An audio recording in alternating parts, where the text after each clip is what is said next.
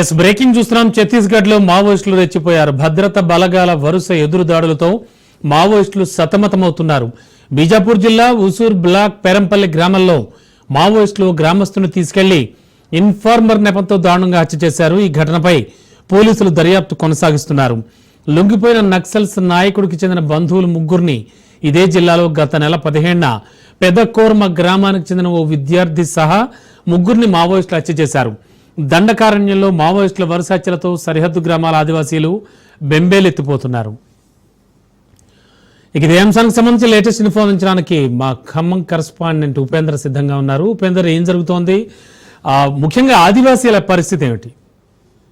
Yes Ramana, ఇప్పటికే ఛత్తీస్గఢ్ లో నక్సల్స్ ప్రభావిత బిజాపూర్ జిల్లాలో కూడా అటు భద్రతా బలగాలు అయితే ముందుకు కూమింగ్ అయితే చేస్తున్నాయి. ఈ నేపథ్యంలోనే అటు ఉస్నూరు పోలీస్ స్టేషన్ పరిధిలో ఉన్నటువంటి ఓ గ్రామస్తులను అయితే అటు మావోయిస్టులు అయితే కిడ్నాప్ చేసి హత్య చేశారని చెప్పేసి అయితే గ్రామస్తులు అయితే ఆరోపిస్తున్నారు. యువకుడి హత్యకు సంబంధించి అటు ఇప్పటికే అటు ఉస్నూరు గ్రామస్తులు కూడా ఆ పోలీస్ స్టేషన్ కూడా సమాచారం అందించారు. ఇటు పోలీసులు కూడా ఇన్ఫార్మర్ అనే కోణంలోనే గ్రామస్తులు ఇటు మావోయిస్టులు చంపారనే నేపథ్యంలోనే దర్యాప్తు అయితే కొనసాగిస్తున్నారు. ఇప్పటికే ఏదైతే బిజాపూర్ జిల్లా సంబంధించినటువంటి ఈ హత్యకు సంబంధించి బిజాపూర్ ఏఎస్పీ చంద్రకాంత్ గవర్నర్ కూడా అంటే ఉస్నూరు పోలీస్ స్టేషన్ పరిధిలోని పేరంపల్లికి చెందినటువంటి ఈ కవాసి హంగామాను కత్తితో కూడా పొడిచి చంపారని చెప్పేసి ఆయన చెప్తున్నారు. ప్రస్తుతం ఈ హత్యకు సంబంధించి పూర్తిగా దర్యాప్తు అయితే కొనసాగుతుంది. గత నెలలో కూడా ఇదే అంటే ఇన్ఫార్మర్ అనే నేపథ్యంలోనే ముగ్గురిని కూడా హత్య చేశారని చెప్పేసి అయితే వారు చెప్తున్న పరిస్థితి ప్రధానంగా కనిపిస్తుంది. ఈ నేపథ్యంలో ఈ హత్యకు సంబంధించి అటు ఏదైతే ఆదివాసీలు కొంత గందరగోళం అంటే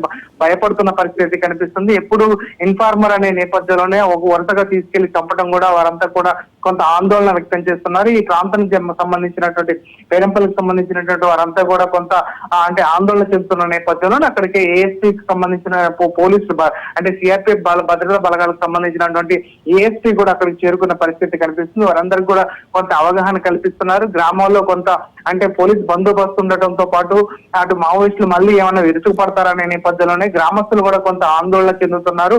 వీరంతా ఆదివాసీలు ఇప్పటికే అంటే అటవీ ఉత్పత్తుల నేపథ్యంలో వీరంతా కూడా అటవీకి సంబంధించి వెళ్తూ ఉంటారు. ప్రస్తుతం ఇదే అంటే ఈ పోలీస్ స్టేషన్ సమీపంలోనే ఈ ప్రాంతానికి సంబంధించిన మరో వ్యక్తి కూడా అటు అటవీలోకి వెళ్లి ఒక అంటే ఐఈడి పేలు కూడా కొంత తీవ్రంగా గాయపడిన పరిస్థితి ప్రధానంగా కనిపిస్తుంది. ప్రస్తుతం ఈ హత్య మాత్రం అటు గ్రామంలో కూడా కొంత ఆందోళన కలిగిస్తున్న పరిస్థితి కనిపిస్తుంది. వీరంతా కూడా కొంత భయాందోళన చెందుతున్నారు. ప్రస్తుతం మాత్రం పోలీసులు మాత్రం దర్యాప్తు అయితే కొనసాగిస్తున్నారు. Ramana, okay, thank you Upender.